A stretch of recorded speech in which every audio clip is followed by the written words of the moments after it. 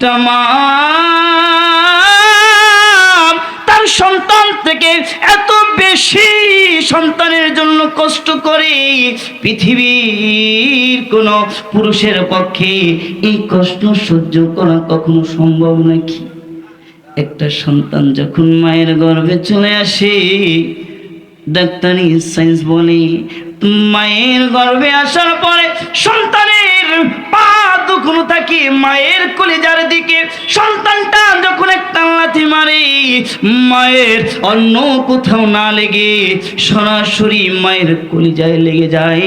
একটু জোরে বলুন আল্লাহু আকবার। আমার মুসলমান ডান কানে আজান, বাম কানে ইকামতের ধ্বনি শোনাবে কি? বর্তমানে তো সন্তান বেশিরভাগ হয় ওই যে ক্লিনিকে, ঠিক না?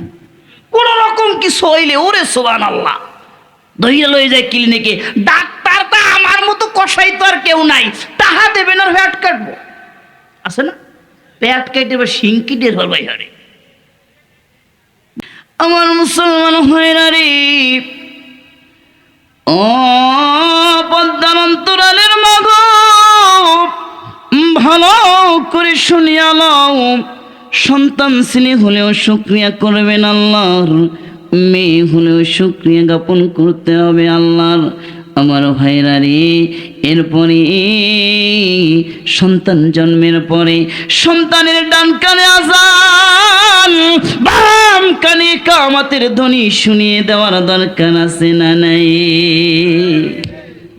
বর্তমানে সন্তান আইয়ুহাল্লাযীনা আমানু সাল্লু আলাইহি ওয়া সাল্লিমু তাসলিমা।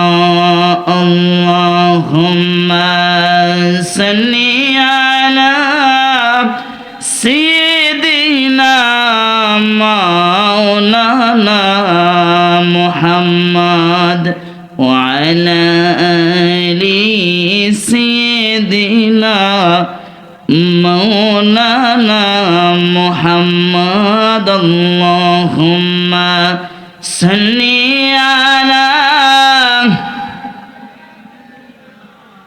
মাওলানা মুহাম্মদ ওয়া আলা আলি সাইয়্যিদিনা। রসুল আমার ভালোবাসা, রসুল আমার আশা, রসুল আমার প্রেম বিরহের মূল আলোচনা, রসুল আমার কাজে কর্মের অনুপ্রেরণা। আল্লাহুম্মা সাল্লি আলা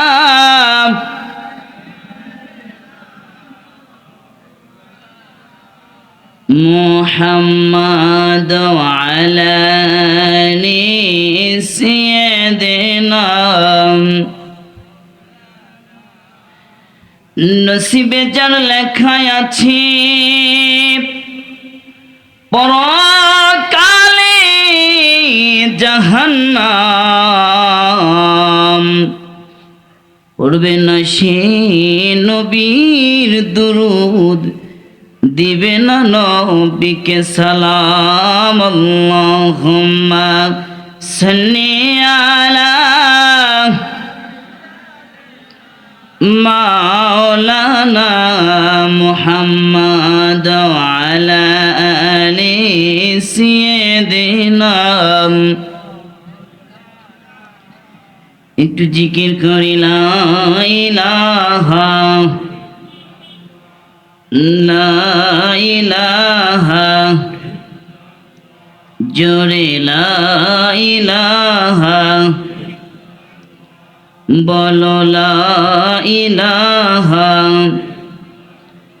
লা ইলাহা ইল্লাল্লাহু মুহাম্মাদুর রাসূলুল্লাহ সাল্লাল্লাহু। ধরার শাপলা সমবায় সমিতির উদ্যোগে আজকের এই ওয়াজ ও দোয়ার মাহফিলের সম্মানিত সভাপতি সাহেব, আমন্ত্রিত ওলামায়ে কেরাম এবং আমন্ত্রিত সমস্ত অতিথিবৃন্দ, বিশেষ করে যার কথা না বললেই নয়, আমার কলিজার ভাই সুইজারল্যান্ড প্রবাসী হুসাইন আনোয়ার সাহেব, যিনি অত্যন্ত মোহাব্বত করেন, আমাকে ভালোবাসেন, যার বদৌলতে আমি আপনাদের মাঝে উপস্থিত হয়েছি। ঢাকা থেকে জুমা পড়ায় এরপর রওনা হয়েছি। আমরা তার ওই রকম বিশাল বড় বক্তা না, আসা লাগে বাসে, যার কারণে আসতেও কষ্ট আছে, ঠিক কিনা বলেন? বড় বক্তারা প্রাইভেট কার নিয়ে চলে আসে, তাও কোনো সমস্যা নাই।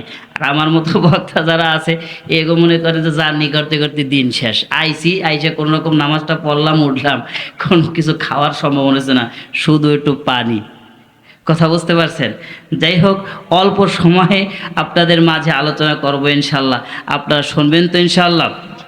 আল্লাহ তাআলা রব্বুল আলামিনের আলিশান দরবারে অসংখ্য অগণিত শুকরিয়া জ্ঞাপন করে নিচ্ছি যে মহান আল্লাহ তাআলা রব্বুল আলামিন দয়া করে, মায়া করে, ভালোবেসে, মোহাব্বত করে আজকের এই জান্নাতের বাগানে বসার মতো তৌফিক দান করেছেন।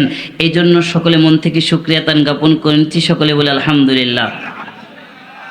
আচ্ছা বলুন তো দেখি, জান্নাতের বাগানে বসার মতো সৌভাগ্য সবার হবে বাবা? সবার হবে? দেখবেন অনেকে আছে ওই দূর থেকে যে বক্তা কেমন আসছে, যদি একটু ভালো লাগে বসলাম, না ভালো লাগলে আগের থেকে ভাগলাম, আছে না? অনেকে আছে রাস্তার পাশে দাঁড়ায় আছে, কিন্তু জান্নাতের বাগানে তারা বসবে না। না, ওই জান্নাতের বাগানে যাওয়ার দরকার আমাকে নাই, আর অন্য দিক যায়, যাই মন চায় যায়। শয়তান তো চায় না জান্নাতের বাগানে বসে। আসেন বাবাজিদেরকে আমি পায়ে ধরে আহ্বান জানাই, আমার বাবাজিরা আছেন, আসেন মেহেরবানি করে একটু বসেন, একটু বসেন। সামান্য সময় কথা বলবো, যেহেতু পুরস্কার দিতে দিতেই সময় শেষ, বয়ানারা ওড়ার আগেই মনে করেন আমার আলোচনার সময় শেষ হয়ে যাবে। যাই হোক, অল্প সময় আপনাদের মাঝে কিছু আলোচনা করে নেমে যাবো ইনশাল্লাহ। একটু বসেন মেহেরবানি করে। জান্নাতের বাগানে এই যে যারা চলে যাচ্ছেন জাহান্নামের দিকে, আপনারাও আসেন, আপনাদেরকেও আল্লাহ জান্নাতের বাগানে কবুল করুন। সকল বলুন আমিন। সম্মানিত ভাইয়েরা, অল্প সময় ইনশাল্লাহ পিতামাতার প্রতি সন্তানের যে হকগুলো রয়েছে, সন্তানের প্রতি যে পিতামাতার হকগুলো রয়েছে, এই সম্পর্কে আপনাদের মাঝে আলোচনা করেই আজকের আলোচনা থেকে বিদায় নেব ইনশাআল্লাহ। আচ্ছা বলুন তো দেখি, সারা জীবন আমরা সন্তানের হকগুলো, আমরা পিতামাতার হকগুলো শুনি, কিন্তু সন্তানদের প্রতিও পিতামাতার কিছু হক আছে না নাই? আছে না নাই বলেন? আছে। এর ভিতরে সর্বপ্রথম হক হলো, সন্তান ছেলে হোক, সন্তান মেয়ে হোক, শুকরিয়া জ্ঞাপন করতে হবে কার? আমার আল্লাহ তাআলা রব্বুল আলামিন কোরআনে কারিমের ভিতরে বলেন, ইয়াহাবু লিমান ইয়াশাউ ইনাসা ওয়া ইয়াহাবু লিমান ইয়াশাউ যুকুর আও ইউযাওwijuhum যুকরানা ওয়া ইনাসা ওয়া ইয়াজআলু মান ইয়াশাউ আকীমা ইন্নাহু আলিমুন কাদির। আমি আল্লাহ যাকে চাই তাকে ছেলে দান করি, আর যাকে চাই তাকে মেয়ে দান করি। আমি আল্লাহ যাকে চাই ছেলেও দেই, মেয়েও দেই, আর আমি আল্লাহ যাকে চাই না কিছুই দান করি না, বন্ধা করে রেখে দেই। সমস্ত ক্ষমতার অধিকারী কে? জোরে বলবেন কে? কিন্তু এক শ্রেণী মানুষ আছে যারা, তাদের যদি ছেলে সন্তান হয়, পুরো পাড়া মহল্লা সব জায়গায় মিষ্টি খাওয়ায়, কিন্তু যদি একবার কোনো রকম যদি একটার পরে দুইটা, দুইটার পরে তিনটা মেয়ে হয়, তাহলে তাদের মুখের দিকে আর তাকানো যায় না। লম্বা আলোচনা নয়, এই জন্য ভাইদেরকে আমি বলবো, আপনাদের ছেলে হলেও আপনারা খুশি হবেন, মেয়ে হলেও খুশি হবেন, কারণ মেয়ে হওয়াটা একটা বরকতের। হুজুর কি বলেন? মেয়ে হওয়া কি বরকত। যার ঘরে মেয়ে আছে, দেখবেন বাবা হওয়ার 7 সপ্তাহেই তো ওই ব্যক্তি বোঝে যার ঘরে মেয়ে আছে। কথা বলেন ঠিক কিনা? আল্লাহ তাআলা রব্বুল আলামিন আমাদেরকে কবুল আর মঞ্জুর করুক। সকল বলুন আমিন। আমার মুসলমান ভাইরা রে, ও পদ্মার অন্তরালের মাগো, ভালো করে শুনিয়া লও, সন্তান ছেলে হলেও শুকরিয়া করবেন আল্লাহর, মেয়ে হলেও শুকরিয়া জ্ঞাপন করতে হবে আল্লাহর। আমার ভাইরা রে, এরপরে সন্তান জন্মের পরে সন্তানের ডান কানে আযান, বাম কানে ইকামতের ধ্বনি শুনিয়ে দেওয়ার দরকার আছে না নাই? বর্তমানে মনে করেন আপনার যে নাতি, এই নাতির সিজার করছে এক হিন্দু মহিলা, ও কি আপনার নাতির সামনে আজান দেবে? ও তো হরে কৃষ্ণ হরে কইলেও পারে, পারে না? পারে। কোনো কিছু হওয়ার আগে সবচাইতে বড় দায়ী এই মেয়ের মাগুলা। এরা মনে করেন আমার মায়ের যদি কিছু হয়েছে দেখে যাচ্ছি, তাড়াতাড়ি নিয়ে যাও হসপিটালে। আর হসপিটালে নেওয়ার সাথে সাথে ভালো থাক মন্দ থাক এমন ভাবে রয়েছে, হয়তো মারে বাঁচানো যাবে না মায়ের বাঁচানো যাবে না, কেউই বাঁচবে না, এমন ভয় দেবে। সিজার করা ছাড়া উপায় আর নাই। এই জন্য আপনাদের প্রতি অনুরোধ থাকবে, মেহেরবানি করে কিছু হইলেই মা বোনদেরকে আমি বলতে চাই, মানে ধৈর্য ধরো। এই যে পেট কেটে শিং কাটার পরে এমন ভাবে তাদেরকে দিন দ্বারা ইনজেকশন দেওয়া হয়, যার কারণে একটা মেয়ে প্রতিবন্ধী হয়ে যায়, জীবনে আর ভালোভাবে কোনোদিন কাজ করার মতো সক্ষমতা তার থাকে না। আল্লাহ আমাদেরকে সকলকে মাফ করুক, সকলে বলো না আমিন। এই সমস্ত থেকে আল্লাহ হেফাজত করুক, সকলে বলো না আমিন। আমার মুসলমান ভাইরা রে, ভালো করে শুনিয়ালন। এরপরে সন্তান জন্মের পরে পূর্ণ 2 বছর যাবৎ একটা মায়ের হুকুম হচ্ছে, এই মা কমসে কম 2 বছর তার সন্তানকে দুধ পান করাবে। আমার আল্লাহ তাআলা রব্বুল আলামিন কোরআনে কারীমের ভিতরে বলেন, ওয়াল ওয়ালিদাতু ইউরদি'না আওলাদাহুন্না হাওলাইনি কামিলাইনি লিমান আরাদা আন ইউতিম্মার রাদা। সন্তানবতী নারীরা তাদের সন্তানদেরকে কমসে কম কয় বছর দুধ পান করাবে বাবা? 2 বছর দুধ পান করাবে। সন্তানদেরকে সুন্দর একটা নাম রাখবেন, 7 দিনের মাথায় আকিকা দিবেন এবং সন্তানকে তাহনিক করাবেন। নাম সুন্দর, নামের কারণেই একটা মানুষের পরিচয় বহন করে, কথা বলেন ঠিক কিনা? আপনার যদি বলে যে এমক দেখা যায় এই সেই অমুক তমুক বিভিন্ন আকার আকৃতি তার আপনার এই যদি দেওয়া হয়, একটা মানুষকে চেনা যাবে? তার নাম যদি বলা হয় যে অমুকের ছেলে অমুক, শামসু চেয়ারম্যানের ছেলে লুৎফর রহমান, এ কথা বলার সাথে সাথে চিন্তা আর কারো বাকি আছে? এক কথায় চেনা শেষ, ঠিক কিনা বলে? এই জন্য যাই হোক, আমার নানার নাম শামসুল হক। যাই হোক, যে কথা বলতেছিলাম যে নামটার কারণে মানুষের পরিচয় বহন করে। এই জন্য আল্লাহ তাআলা রব্বুল আলামিন নিজেও তার বান্দার নামকরণ করেছে, বলেন না সুবহানাল্লাহ। সূরা মারিয়ামের দিকে তাকালেই আপনারা দেখবেন আল্লাহ তাআলা নিজেই বলেছেন, ইয়া জাকারিয়া ইন্না নুবাশশিরুকা বিগুলামিন ইসমু ইয়াহইয়া লাম নাজআল লাহু মিন ক্বাবলু সামিয়া। হে জাকারিয়া, আমি আল্লাহ তোমাকে একটি পুত্র সন্তানের সুসংবাদ দিচ্ছি, যার নাম হবে ইয়াহইয়া। এই নামে আমি আল্লাহ আগে আর কারো নামকরণ করিনি, বলেন না সুবহানাল্লাহ। আল্লাহ তাআলা নিজেও বান্দার নামকরণ করেছে। আমাকে সময় আসলে দাওয়াচ্ছে, আমি যে সুন্দরভাবে ওয়াজ করবো এটা সুযোগ নাই, তো সময় আমাকে ধাওয়াচ্ছে। যাই হোক, যে কথা বলতেছিলাম, এরপরে আপনি সন্তানদেরকে এলমে দিন শিক্ষা দেওয়ার দরকার আছে না নাই? আছে না নাই? আচ্ছা, তলাবুল এলমে ফারিদাতুন আলা কুল্লি মুসলিম। প্রত্যেকটা মুসলমান নরনারীর উপরে ইলমে দিন শিক্ষা করা ফরজে আইন, কথা বলেন ঠিক কিনা? অথচ 40 বছর 50 বছর 60 বছর নামাজ আদায় করে এখনো সূরা ফাতিহা ঠিক মতো পারে না, আছে না? আছে। এই জন্য এই আশেপাশের যে মাদ্রাসাগুলো আছে, সন্তানদেরকে এই মাদ্রাসাগুলোতে দিবেন। ইনশাআল্লাহ আপনার সন্তান আপনি মারা গেলে আপনার জানাজার নামাজি ইমামতি করবে, কথা বলেন ঠিক কিনা? এরপরে সন্তানদেরকে ইলমে দিন শিক্ষা দেবেন, নামাজের জন্য তাগিদ করবেন। সন্তানদেরকে ছেলে এবং মেয়ে উভয়কে আমার আল্লাহ তাআলা রব্বুল আলামিন যে ভাগ বটোয়ারা করে দিয়েছেন, ইউসিকুমুল্লাহু ফি আওলাদিকুম লিযযাকারি মিসলু হাযযিল উনসায়াইন। একটা কন্যা সন্তান যতটুকু পাবে, মানে একটা ছেলে সন্তান যতটুকু তার বাবার সম্পত্তির ভাগ পাবে, একটা কন্যা সন্তান পাবে তার অর্ধেক। কতটুকু? অর্ধেক। এই অর্ধেকটুকু দেওয়ার দরকার আছে না নাই? কিন্তু এই অর্ধেকটুকু দেয় মানে তোর ভাই অল্প সম্পদ তোর বাইরে দিয়ে দিছি, তোমার জন্য অনেক কাবা শরীফের গেলাপ ধরে দেওয়া হবে। কাবা শরীফের গেলাপ, ওরে শয়তান, কবরে যাওয়ার পর আল্লাহ কিন্তু মা, আল্লাহর ফেরেশতা মায়ের একটাও মাটিতে পড়ছে না। যারা এই কাজ করেন যে মেয়েরটা হক মাইরা ছেলেরে দিয়ে দেন, আল্লাহর ফেরেশতারা কিন্তু ছাড়বে না। এই জন্য আমি আপনাদেরকে বলে যেতে চাই, একটা কন্যা সন্তান দেখবেন যে অনেক সময় বোন অনেক আদরের থাকে, মোহাব্বতের থাকে, কিন্তু বিপদে পড়লেও যদি কোনোদিন কয় বাপ ভাইরে আমার একটু সম্পত্তি দাও, আমি তো বিপদের মধ্যে আছি, দেখবেন এরপর আর ভাইয়ের মুখের দিক চাওয়া আসে না, মুখের দিকে চাওয়া যায়, চাওয়া যায়।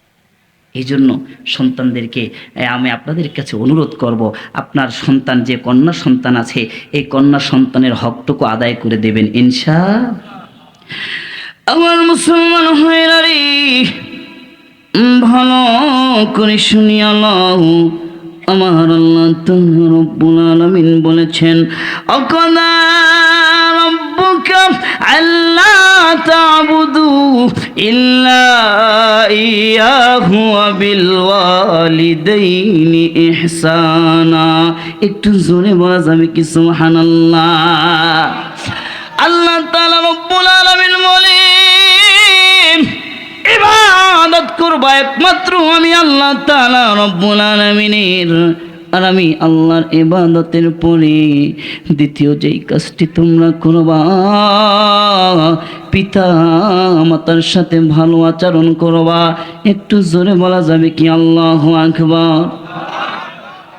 আমার রাসূল সাল্লাল্লাহু আলাইহি ওয়াসাল্লামের কাছে সাহাবায়ে কেরাম এসে জিজ্ঞেস করে ইয়া রাসূলুল্লাহ কি ইয়া হাবিবাল্লাহ, ওগো নবীজি বলে দেন কার এই পৃথিবীর ভিতরে সবচেয়ে বেশি ভালো খেদমত, ভালো আচরণ পাওয়ার ক্ষেত্রে, খেদমত পাওয়ার ক্ষেত্রে সবচেয়ে বেশি হকদার কি? বললেন তোমার মা। দ্বিতীয় নম্বরে কে? বললেন তোমার মা। তৃতীয় নম্বরে কে? বললেন তোমার মা। চতুর্থ নম্বরে কে? এরপরে আল্লাহ রাসূল বললেন তোমার বাবা। কারণটা হলো একটা মা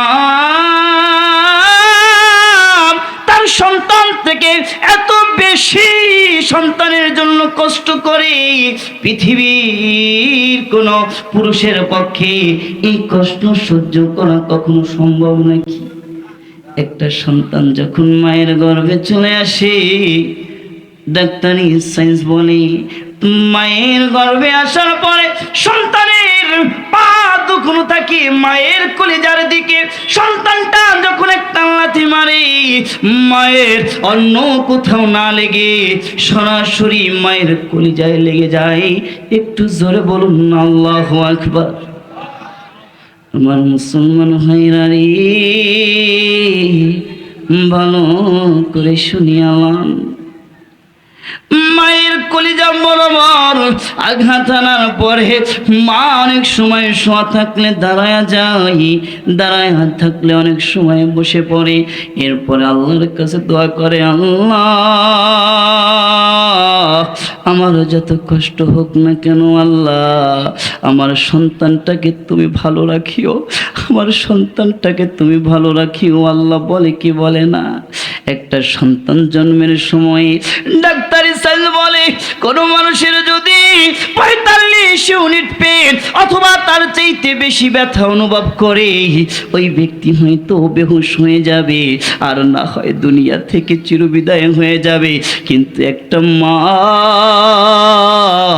যখন সন্তান জন্ম দেয় কমসে কম 57 ইউনিট পেনের চাইতেও বেশি কষ্ট অনুভব করে।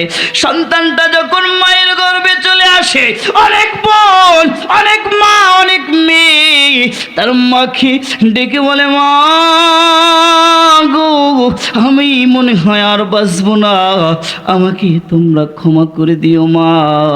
অনেক সময় শ্বশুর শাশুড়ির কাছ থেকে দোয়া চায়, আপনাদের খেদমত ঠিক মতো করতে পারি নাই, আমাকে আপনারা মাফ করে দিন।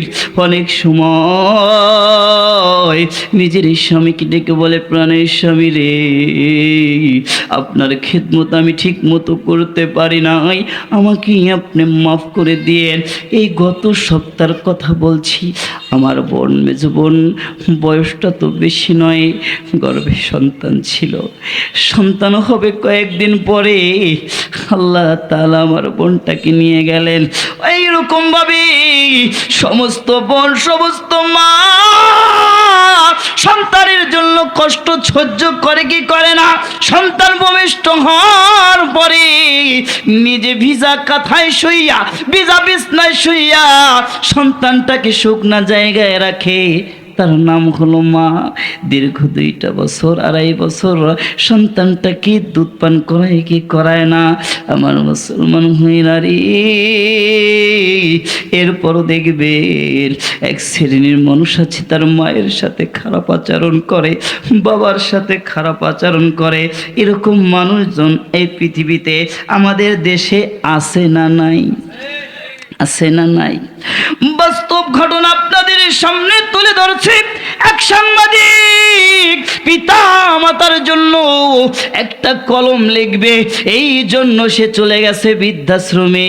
বৃদ্ধাশ্রমে যাওয়ার পরে তিনি দেখতেছে ডক্টর শামসুর রহমান, ঢাকা বিশ্ববিদ্যালয়ের বাংলা বিভাগের প্রধান।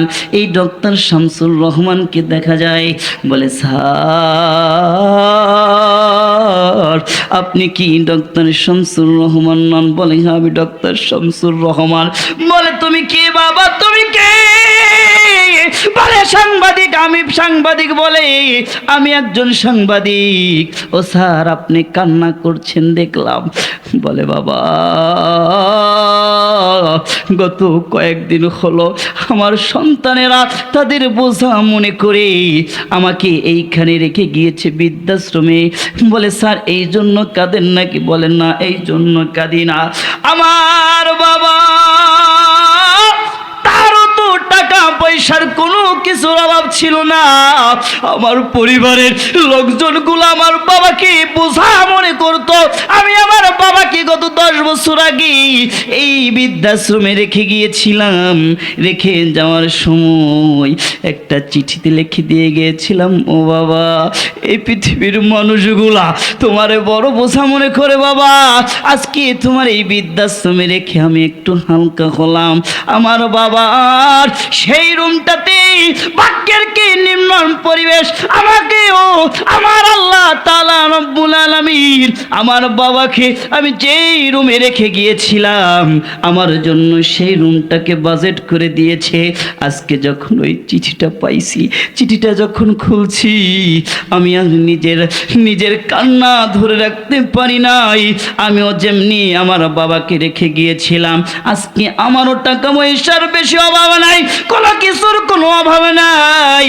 আমার একটা সন্তান আমেরিকার বড় একজন ডাক্তার, আর এক সন্তান হলো ঢাকা শহরের বড় একজন ব্যবসায়ী।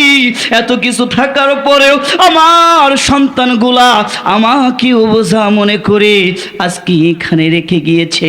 সাংবাদিক বলে আমি যখন পুরুষ বৃদ্ধাশ্রম ছেড়ে যখন মহিলা বৃদ্ধাশ্রমে গিয়েছি, দেখি যায় সমস্ত মহিলারা যার যার ঘরের ভিতর গো, কিন্তু একজন মহিলা যে একটা চেয়ার নিয়ে বারান্দার মাঝে বসা। জিজ্ঞেস করলাম মারি সমস্ত মহিলারা যার যার ঘরের ভিতরে বসা, কিন্তু মা আপনি এখানে বসে আছেন কারণটা কি? বলে বাবা আমার সন্তানটা ছোট্টবেলায় যখন বাহিরে যাইতো, যত রাত্রি হোক না কেন আমি মা আমার সন্তানটাকে রাইখা ঘুমাইতাম না। এই জন্য আমি এমনি ভাবে বারান্দায় তার জন্য চেয়ার নিয়ে অপেক্ষা করতাম। আজকেও আমার সন্তানের জন্য এমনি ভাবে অপেক্ষা করছি। বলে তোমার নাম কি? বলে আমার নাম অমুক, আমি একজন সাংবাদিক। বলে সাংবাদিক রে, আমার নাম, আমার ছেলের নাম হলো রফিকুল, অমুক জায়গায় আমার বাড়ি। আমার সন্তানটাকে তুমি এই চিঠিটা একটু দিয়ে দিবা। চিঠিটা যখন সাংবাদিক খুলছে, সাংবাদিক আশ্চর্য হয়ে গেছে, এত সুন্দর হাতের লেখা আগে কখনো দেখেন নাই। বলে মারে এত সুন্দর হাতের লেখা আপনি বৃদ্ধ মানুষ কেমন করে লিখলেন? বলে সাংবাদিক আমি তো আগের কার জামানার একজন বিয়ে পাস মহিলা, আমি আমার নিজ হাতে আমার সন্তানদেরকে আমি হাতের লেখা শিখাইছি। জোরে বলুন না সুবহানাল্লাহ। সাংবাদিক বলে আমি যখন চিঠিটা লিখলাম, চিঠিটা যখন পড়তে শুরু করলাম, আমার দু চোখ দরদর করে পানিগুলো পড়তেছিল। আমি লেখা দেখলাম, ও বাবা রফিকুল রে, গত 1 বছর হয়ে গেল বাবা, তুই আমাকে দেখতে আসস নাই, আমার কোনো দুঃখ নাই, আমি কেমন আছি জানতে চাস নাই, কোনো দুঃখ নাই, কিন্তু বাবা তুই কেমন আছোস একটিবার আমাকে তুই জানাইলি না। বলে তোর যখন এই বাবা দিবস গেল, সমস্ত সন্তানেরা তার মা বাবাকে দেখার জন্য গাড়ি নিয়ে আসছে। প্রত্যেকটা গাড়ির কাছে আমি দৌড়ে দৌড়ে গিয়েছি। এই বুঝি আমার সন্তান রফিকুল আসলো, এই বুঝি আমার সন্তান রফিকুল আসলো, কিন্তু বাবা তুই আসলি না। বাবা রে, মা দিবসের সময়ও তুই আসলি না। বাবা মনে আছেনি ছোট্টবেলায় তোর জন্মদিনে তুই আমাকে দিয়ে কেক কাটাইতি। এইবার যখন তোর জন্মদিন হলো, আমার আঁচলের ভিতরে কিছু টাকা ছিল বাবা, সেই টাকা দিয়া তোর জন্য আমি একটা কেক ব্যবস্থা করেছিলাম বাবা। সকাল থেকে সন্ধ্যা গভীর রজনী পর্যন্ত তোর জন্য আমি অপেক্ষা করলাম বাবা, তুই আসলি না। পরদিন আমি মানুষের মাঝে এইটাকে বিলিয়ে দিয়েছি বাবা। আমি মনে হয় বেশি দিন আর বাঁচবো না। তোর বাবা যখন দুনিয়া থেকে চিরবিদায় হয়েছে বাবা, পুরুষ মানুষেরা তোর বাবার লাশটাকে নিয়া কবরস্থ করেছে। আমি চাই না পরপুরুষে আমার লাশটাকে ধরুক বাবা। আমি যখন মরে যাব, আমার কাফনের কাপড় কেনার মতো টাকা তোর নাও হতে পারে। এই যে চিঠিটা আছে, এই চিঠিটার ভিতর তোর বাবার দেওয়া একটা নাকফুল আমি দিয়ে দিলাম। ও বাবা, এই নাকফুলটা বিক্রি করে হলেও আমার জন্য তুই একটু কাফনের কাপড়ের ব্যবস্থা করিস। একটু জোরে বলা যাবে কি আল্লাহু আকবার? একটা মা কত কষ্ট পাইলে, সন্তানের জন্য কত ব্যথিত হইলে এই রকম চিঠি লিখতে পারে সাংবাদিক। এরপরে যখন ওই যে তার সন্তান আছে, সন্তানের কাছে চিঠিটা পৌঁছে দিয়েছে। আমার ভাইয়েরা, এরকম সন্তান আমাদের জমানায় নাই। টাকা পয়সার কোনো অভাব নাই, কিন্তু বাবা মার সাথে বেয়াদবি করে বাবা মাকে বৃদ্ধাশ্রমে রেখে আসে না নাই? আপনি যত বড় আমলদার হন না কেন, অনেকে আছি বাবা আমাকে রেখে পীরের দরবারে গরু লইয়া যায়। বাবা মা কেমন আছে না আছে জানার কোনো দরকার নাই। সন্তান নিয়ে, স্ত্রী নিয়ে গরুর মাংস দিয়ে ভাত খায়, আর মা ওই চাইডে কি করে, মরিচ পর্যন্ত পায় না, পান্তা ভাতগুলো খাবে। এই জন্য আছে না নাই? মা বাবাকে যদি কষ্ট দেন, আপনি হাতিমে কাবায়ও যদি নামাজ আদায় করেন 40 বছর পর্যন্ত, একদিন এক ওয়াক্ত নামাজও আপনার কবুল হবে না। মালিক ইবনে দিনার আল্লাহ তাআলা রব্বুল আলামিনের একজন ওলি ছিলেন, বন্ধু ছিলেন। কত বড় বন্ধু ছিলেন মালিক ইবনে দিনার রহমাতুল্লাহি আলাইহি। নদী পার হওয়ার সময় তিনি দেখলেন তার পকেটে একটি টাকাও না থাকার পরে মালিক ইবনে দিনার যখন বললেন, মাঝি ভাই রে, আমার পকেটে একটা টাকাও নাই, আমাকে একটু নদীটা পার করে দাও। মাঝি বলে, টাকা দে, আর না হয় তোকে নদীতে ফেলে দিব। বেয়াদবি শুরু করছে। একবার, দুইবার, তিনবার সহ্য করতে না পেরে মালিক ইবনে দিনার রাহমাতুল্লাহি আলাইহি তার হাতটাকে তিনি নদীর ভিতরে ঢুকাই দিছে। আমার আল্লাহ তাআলা মাছেদেরকে ডেকে বলে, ও মাছ তাড়াতাড়ি যাও। আমার মালিক ইবনে দিনার হাত বাড়ায়া দিয়েছে, যার যার মুখে করে স্বর্ণের টাকাগুলো লয়া তোমরা দাঁড়ায়া আমার বন্ধুর ইজ্জত রক্ষা করো। জোরে বলুন না সুবহানাল্লাহ। মালিক ইবনে দিনার এই কথা বলার পরে আল্লাহ তাআলা রব্বুল আলামিনের হুকুম পাইয়া মাছগুলা তাদের মুখের উপরে একটা করে সোনার রূপা সোনার যে কয়েনগুলো আছে এইগুলা নিয়ে দাঁড়ায় গেছে। এখন হযরত মালিক ইবনে দিনার মাঝিরে বলে, মাঝিরে তোমার যত টাকা লাগে তুমি নিয়ে নাও। পা জড়ায় ধরছে, হুজুর আপনার কাছ থেকে কোনো টাকা নেব না, আপনাকে আমি চিনতে পারি না, হুজুর আপনি আমার মাফ করে দেন। এই মালিক ইবনে দিনার হজ করতে গেছে, হজ করতে যাওয়ার পরে তিনি হজ করার পরে আল্লাহ তাআলা রব্বুল আলামিনকে বলছে, আল্লাহ ও আল্লাহ এই বছর কার কার হজ তুমি কবুল করছো, আল্লাহ তুমি আমাকে একটু জানায় দাও, আল্লাহ আমি জানতে চাই কার কার হজটাকে তুমি কবুল করছো। আল্লাহ তাআলা রাতের বেলা স্বপ্নে দেখাইছে, মালিক রে সবার হজ কবুল করছি, কিন্তু একজন ব্যক্তির হজ আমি আল্লাহ কবুল করি নাই। মালিক ইবনে দিনার সকালবেলা ঘুম থেকে উঠে সারাদিন কান্নার ভিতরে রয়েছে। না জানি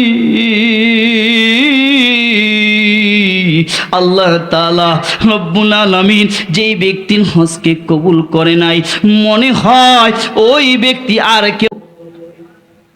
সারাদিন কানতে কানতে কানতে কানতে রাতের বেলা যখন আবার ঘুমাইছে, মালিক ইবনে দিনারকে ডাইকা আমার আল্লাহ বলেন, মালিক রে মালিক চিন্তার কোনো কারণ নাই, আমি আল্লাহ তাআলা তোমার হজ কবুল করেছি, সমস্ত মানুষের হজ কবুল করেছি, একজন ব্যক্তি ছাড়া, তার নাম মুহাম্মদ বিন হারুন সমরখন্দি।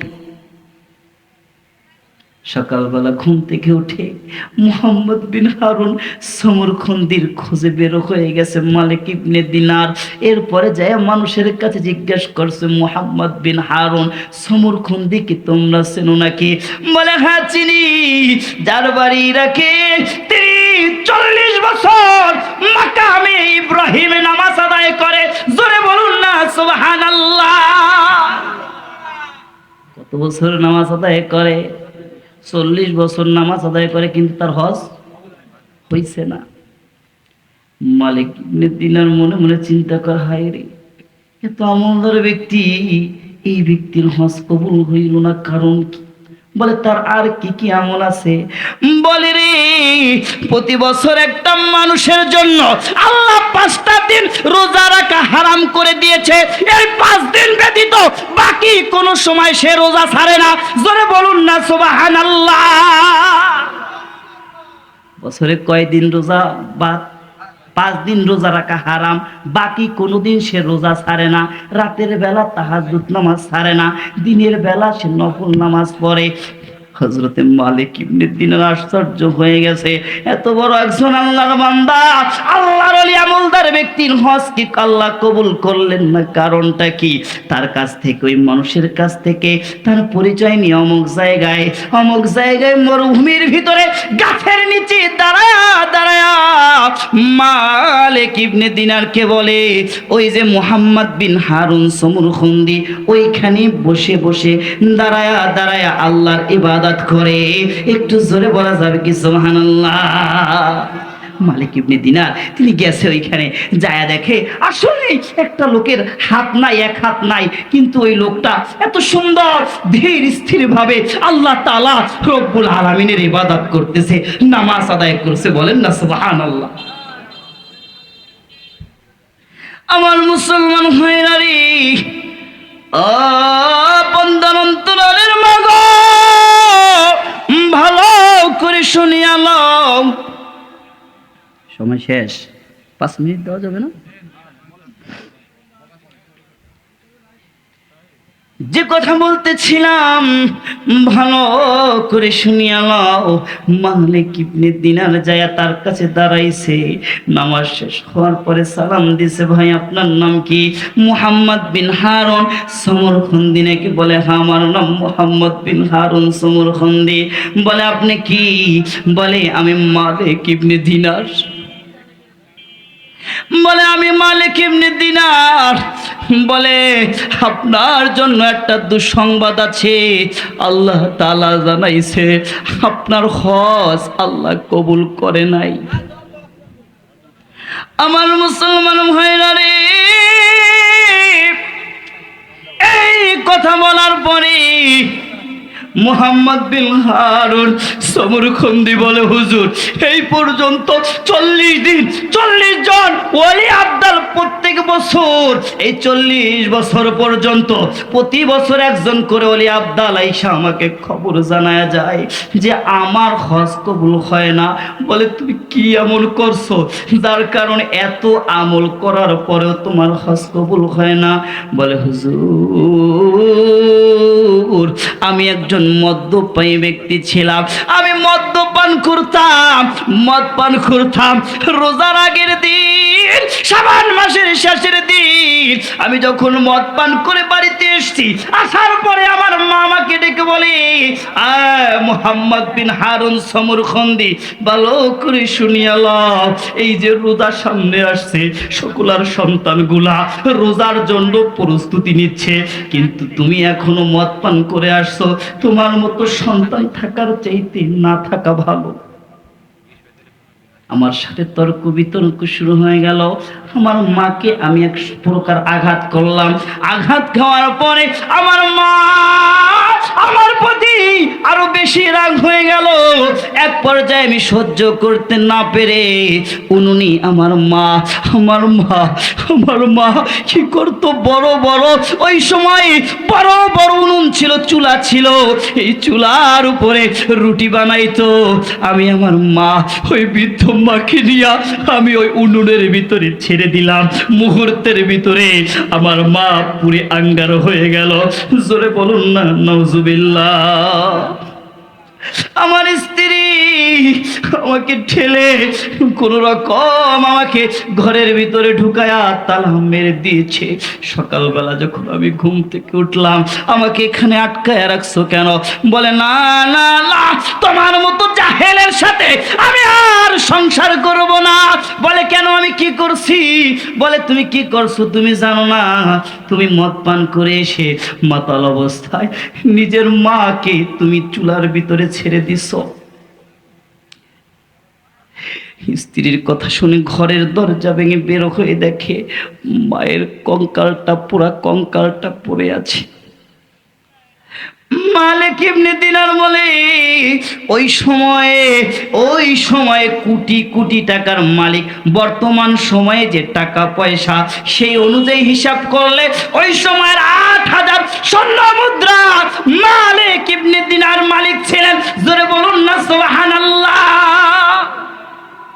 সব টাকাগুলো মানুষের মাঝে বিলিয়ে দিয়েছে, ভাগ করে দিয়েছে। একটা বড় কুঠার নিয়ে তার হাতটাকে কেটে ফেলেছে। হাতটাকে কেটে ফেলে সে কি করেছে, যতটুকু টাকা পয়সা যা ছিল তাই নিয়ে চলে এসেছে মক্কা নগরীতে।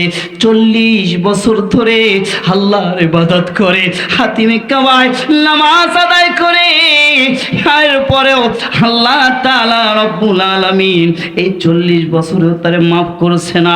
এই কথা বলার পরে মালিক ইবনে দিনার বলে, এরকম অপরাধীকে কি আল্লাহ কখনো মাফ করবেন না? না, তোমার কোনো ক্ষমা নাই। এই কথা বলে যখন চলে আসছে, সমরখন্দের অন্তরে টাচ লেগেছে। আগে যেইভাবে কাঁদছে, আজকে তার চাইতে কাদার ধরন ভিন্ন হয়ে গেছে। আল্লাহর কাছে হাত উঠাই বলে, আল্লাহ ওগো মালিক, তোমার দরবার ছাড়া আমি কার কাছে যাব? তোমার দরবার ছাড়া তো আর কোনো দরবার নাই। আল্লাহ আমি একটা ভুল করেছি।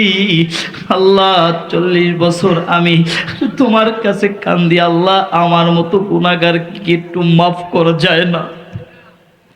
অনুনয় করে বিনয় করি কাঁদতে কাঁদতে মুহাম্মদ বিন হারুন সমরখন্দি পাগলপাড়া রাতের বেলা মালিক ইবনে দিনার স্বপ্নে দেখে হযরতে মুহাম্মাদুর রাসূলুল্লাহ সাল্লাল্লাহু আলাইহি ওয়াসাল্লাম মালিক ইবনে দিনারের ঘরে তাশরিফ এনেছে।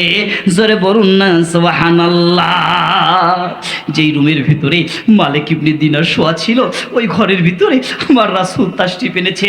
এসে বলতেছে, মালিক রে, তুমি কেন আল্লাহর রহমত থেকে তার বান্দাকে তুমি জুদা করলা। যাও ওই সমরখন্দিকে যায় বলো আল্লাহ তাআলা রব্বুল আলামিন তার ওই বান্দাকে মাফ করে দিয়েছে। জোরে বলুন না সুবহানাল্লাহ। বাবা মার সাথে বেয়াদবি যারা করে 40 বছর পর্যন্ত এরকম ভাবে নামাজ আদায় করলে কোনোদিন সে রোজা ভাঙ্গে না, শুধুমাত্র 5টা দিন ব্যতীত সারা রাত্রি তাহাজ্জুদ পড়ে কাটায় দেয়, তারপর মাফ করে না। আর আপনার মতো আমার মতো মানুষ দিনে 34 বার বাপ মার সাথে যারা অভদ্র আচরণ করে, পায়ে হাত দিয়ে বলি এখনো যাদের বাবা মা বেঁচে আছে বাবা মার কাছে গিয়া পা ধরে মাপ চেয়ে এরপরে সকালবেলা ঘুম থেকে উঠবেন, বিনা মাপে কেউ ঘুম থেকে উঠবেন না ইনশাআল্লাহ। আল্লাহ রব্বুল আলামিন সকলকে তৌফিক দান করে, সকল বলুন আমিন।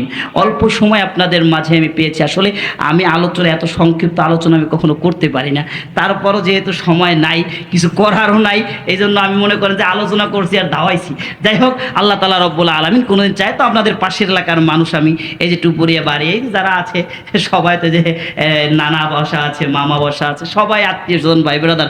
যাই হোক, আল্লাহ তাআলা রব্বুল আলামিন সকলকে কবুল আর মঞ্জুর করেন, সকল বলুন আমিন। কোনো একদিন দেখা হবে ইনশাআল্লাহ, বাকি কথা সেই দিন শুনিয়ে যাব আল্লাহ যদি তৌফিক দান করে। ওমা তৌফিক ইল্লা বিল্লাহ। আসসালামু আলাইকুম।